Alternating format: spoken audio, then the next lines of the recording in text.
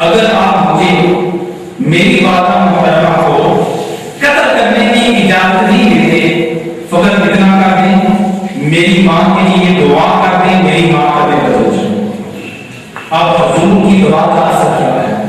چھو نہیں سکتے اسے، رنگ و بلا کے بعد اٹھے ہو جس کے ہاتھ میں رسول خدا کا دعا، چھو نہیں سکتے اسے، رنگ و بلا کے ہاتھ اٹھے ہو جس کے ہاتھ میں رسول خدا کے ہاتھ۔ حضور آقا کائنات علیہ السلام کی بارگاہ میں حضرت ابو ہریرہ حاضر ہیں اور عرض کرتے ہیں یا رسول اللہ مجھے اجازت دیں کہ میں اپنی والدہ کو قتل کر دوں، تہذیب کر دوں۔ امام سے بتایا اگر حضور فرماتے تھے ابو ہریرہ اپنی والدہ کو قتل کر دو، تہذیب کر دو، تو کیا مطلب کسی ماں کو اپنے بیٹے کی طرف سے سکون نہ ملا، اس لیے کہ ماں کو قتل کرنا یہ حضرت ابو ہریرہ کی سنت بن جاتا، لیکن تاجدار کائنات علیہ السلام نے یہ نہیں فرمایا ہم تیری ماں کے لیے دعا کرتے ہیں۔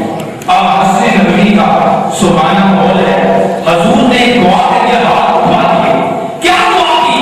فرمایا اللہم اہد امم ابی ہریرہ، اے اللہ ابو ہریرہ کی ماں کو ہدایت دے۔ تو صحابہ کرام یہاں فرماتے ہیں ابھی حضور نے دعا کر کے ہاتھ چڑھے کر نہیں تھے، ابو ہریرہ دروازے کی طرف دوڑ، ساتھی پوچھتے ہیں ابو ہریرہ دروازے کی طرف دوڑ کر کیوں جا رہے ہو، کیا وجہ ہے؟ تو حضرت ابو ہریرہ کا جواب سننے والا ہے، حضرت ابو ہریرہ فرماتے ہیں ساتھیوں میں دیکھنا یہ چاہتا ہوں پہلے میں تک پہنچتا ہوں یا میرے نبی کی دعا کر آپ کا کیا ایمان ہے؟ حضور کے صحابی پہنچے ہوں گے یا حضور کی دعا؟ حضور کی دعا پہنچ چکی تھی، گھر کے قریب پہنچے، دروازے پر دستک دی، اندر سے آواز آئی من انت، تو کون ہے؟ تو حضرت ابو ہریرہ کی والدہ محترمہ فرماتی ہے بیٹا ٹھہرو میں غسل کر رہی ہوں۔ ماں نے کچھ دیر کے بعد دروازہ کھولا، کیا دیکھا کہ ماں کے بالوں سے پانی نچڑ رہا ہے۔ حضرت ابو ہریرہ آپ کی والدہ محترمہ کی بارگاہ میں سوال کرتے ہیں، عرض کرتے ہیں میری ماں آپ کہاں جانا ہے، کہاں کی تیاری ہے؟ حضرت ابو ہریرہ کی والدہ محترمہ کا جواب سننے والا ہے، آپ فرماتی ہیں بیٹا خودی دعائیں کرواتے ہیں، خودی کہتے ہو کہاں جانا ہے، میں نے غسل کو چھوڑ دیا ہے اور تیرے نبی کی غلامی کا پٹا گلے میں ڈال دیا ہے، تجھ سے پہلے کا جو ماضی تھا وہ ہزاروں کا صحیح، اب کا حشر کا جو فردہ ہے وہ تنہا تیرا۔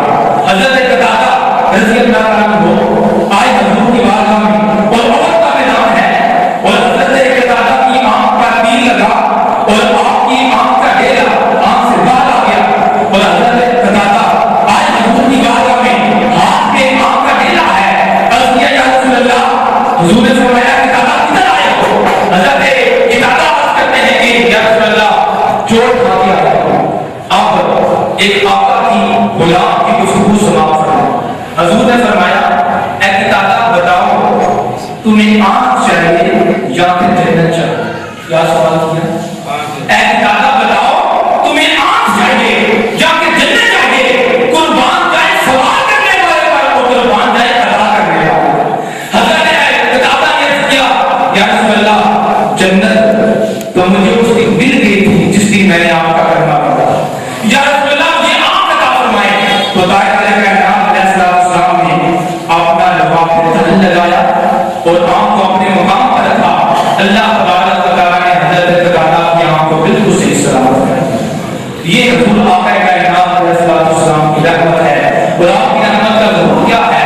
رب کائنات نے فرمایا وما ارسلناک الا رحمۃ للعالمین، اے محبوب ہم نے آپ کو تمام جہان کے لیے رحمت بنا کے بھیجا ہے۔ ایک یہودی کا بچہ وہ تاجدار کائنات علیہ السلام سے عشق کرتا ہے، دعا کریں کہ اللہ تبارک و تعالیٰ ہمیں بھی حضور سے محبت نصیب فرمائے۔ کسی آیت وقت نے کیا وہ کہا ہے کہ قبر میں عشق روح شاہ کا داد لے کے چلے، قبر میں عشق روح شاہ کا داد لے کے چلے، اندھیری رات میں تھی چراغ لے کے چلے، اے ملک الموت میں موت تو نہیں ڈرتا، جو خود کھیڑنا ہی کھیڑنا نہ جامی، برتنوں تیری پرواز نہ واسطہ ہی، میری ایک مراد کی رہ جامی، میری روح لے کے جسم اڑے تو جاندہ جاندہ مدینے والی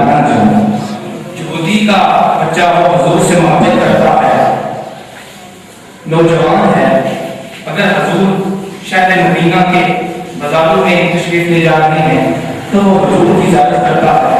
اگر حضور اپنے حجرہ انور میں ہیں تو وہ حضور کی زیارت کرتا ہے. جس مقام پر وہ کھڑا ہوتا تھا اور اس مقام سے روزانہ اللہ کے محبوب گزرتے تھے. ایک دن ایسا ہوا کہ جس مقام سے حضور کا گزر ہوا وہ یہودی کا لڑکا وہاں پر موجود نہیں تھا.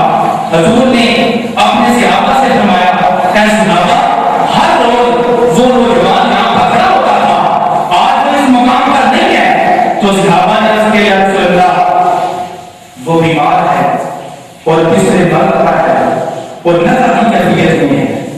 حضور نے فرمایا چلو اس کے گھر جاتے ہیں.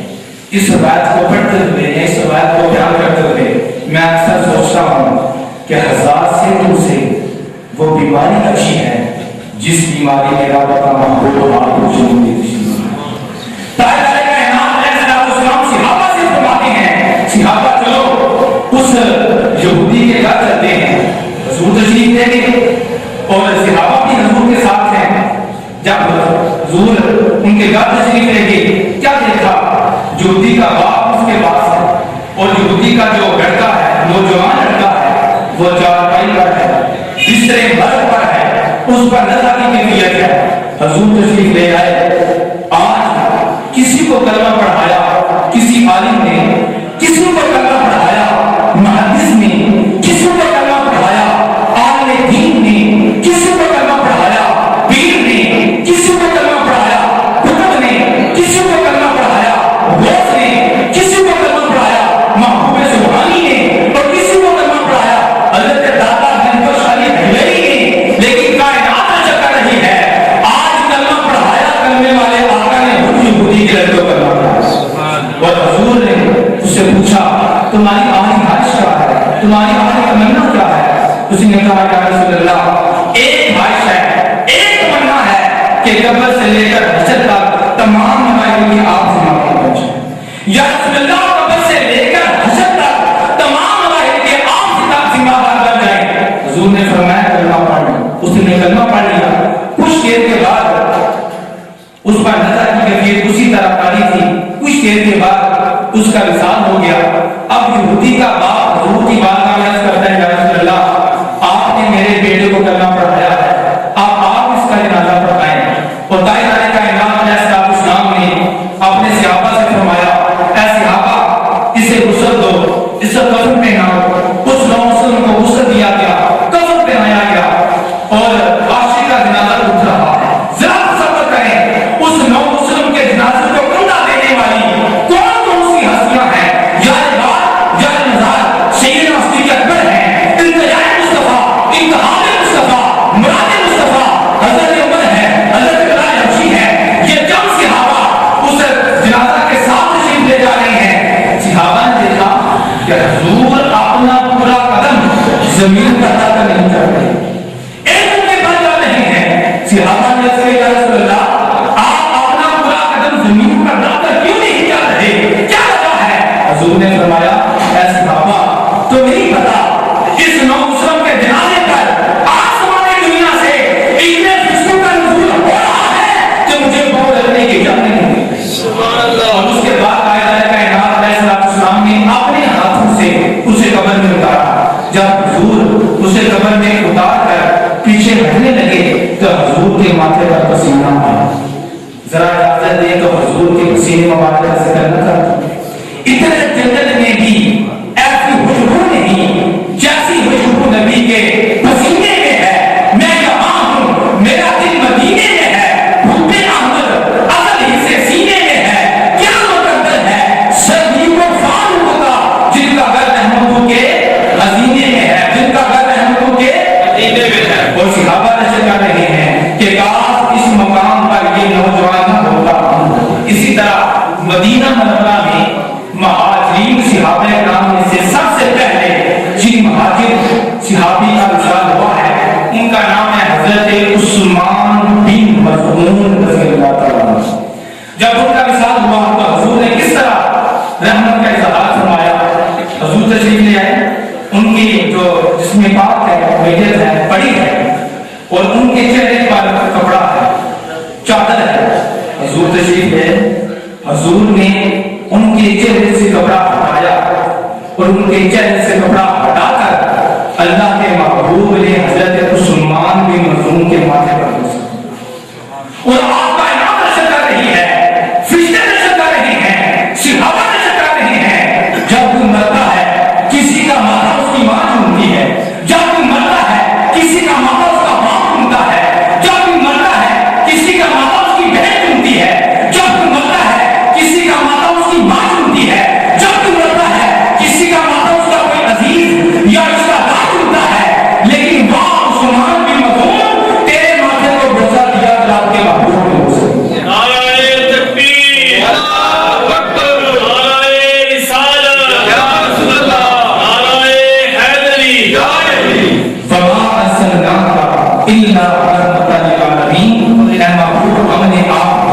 تمام جہانوں کے لیے رحمت بنا کے بھیجا ہے۔ آخر بات کر کے میں اپنی گفتگو کو سمیٹ رہا ہوں۔ جب کائنات علیہ السلام کی چچی جان فاطمہ بنت اسد رضی اللہ تعالیٰ عنہا آپ کا وصال ہوا تو کائنات علیہ السلام کو پتہ چلا کہ فاطمہ بنت اسد رضی اللہ تعالیٰ عنہا کا وصال ہو چکا ہے۔ حضور حضرت فاطمہ بنت اسد سے بڑی محبت فرماتے تھے اور حضور نے فرمایا دو جملے حضور نے ارشاد فرمائے۔ ایک تو حضور نے فرمایا کہ میری اس امید سے میری ماں کو غسل کیا جائے، اور دوسرا حضور نے دو صحابہ کی ڈیوٹی لگائی، حضرت ابو ایوب انصاری اور حضرت زید بن حارثہ سے فرمایا کہ تم میری ماں کی قبر کھودو۔ جب قبر کھودی جا چکی، قبر تیار ہو گئی، حضور کی بارگاہ میں حضرت زید بن حارثہ حضرت ابو ایوب انصاری کرتے ہیں یا رسول اللہ قبر تیار ہو چکی ہے، تو حضور نے فرمایا تم ایک قدم بڑھو، حضور کی رحمت کا اظہار۔ حضور حضرت فاطمہ بنت اسد کی قبر میں خود لیٹ تھے اور لیٹ کر دعا کرتے رہے، اے اللہ میری ماں کے درجات کو بلندیاں عطا فرما، اے اللہ میری ماں کے درجات کو عظمتیں عطا فرما۔ دو قبریں ایسی ہیں جن میں حضور لیٹے ہیں، ایک وہ قبر جو گنبد خضرا میں ہے، ایک وہ قبر جو فاطمہ بنت اسد رضی اللہ تعالیٰ عنہا آپ کی قبر پر ہے۔ اور معراج کی رات حضور نے اپنی شان رحمت کا ذکر کیا، بیت المقدس میں انبیاء کرام نے خطبات دیے، مختصراً عرض کر رہا ہوں۔ حضرت آدم علیہ السلام نے خطبہ دیا، فرمایا الحمدللہ الذی، ساری تعریفیں اس اللہ کے لیے ہیں جس نے مجھے صفی اللہ بنایا۔ حضرت ابراہیم علیہ السلام نے عرض کیا الحمدللہ الذی اتخذنی خلیلا، ساری تعریفیں اس اللہ کے لیے ہیں جس نے مجھے خلیل بنا کر بھیجا۔ جب آدم کی باری آئی میرے اولاد کے آقا کی، حضور نے فرمایا الحمدللہ الذی جعلنی رحمۃ للعالمین۔